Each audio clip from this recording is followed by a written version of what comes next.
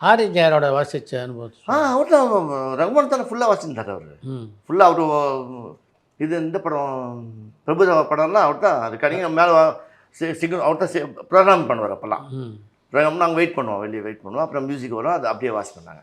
இப்போ அவர் படம் ஃபுல்லாக வாட்ச் பண்ணாங்க. மின்னலேருந்து எல்லா படமும் வாசித்தோம். ஒரு ட்ராக் எடுத்தோம்னா அந்த ட்ராக்கோடு விட்டுடணும்.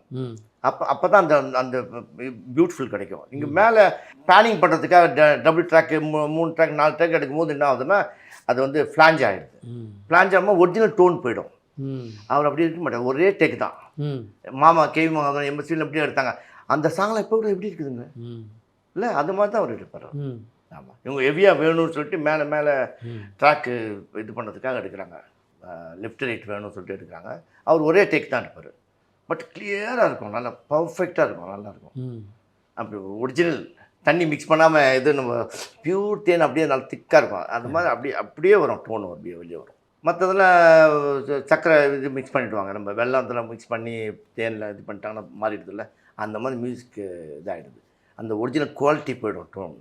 ஆனால் அப்ராட்டில் எல்லாமே ஒரிஜினல் தானே பண்ணுறாங்க. ஃபுல்லாக சிம்ஃபனி ஆர்கெஸ்ட்ரா தான் யூஸ் பண்ணுறாங்க, ஃபுல்லாக இதாக வச்சு யூஸ் பண்ணுறாங்க. இவங்க ஆக்சுவலி இந்த ட்ராக் இதெல்லாம் வந்ததே வந்து மியூசிக் கேட்கறதுக்காக தான் பண்ணுது.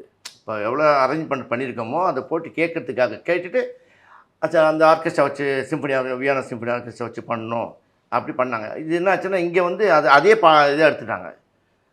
அதே ட்ராக்கை போட்டு படத்தில் சாங் விட்டுட்டாங்க. செலவு பண்ணணும், நிறைய பண்ணணும்னு சொல்லிட்டு விட்டாங்க.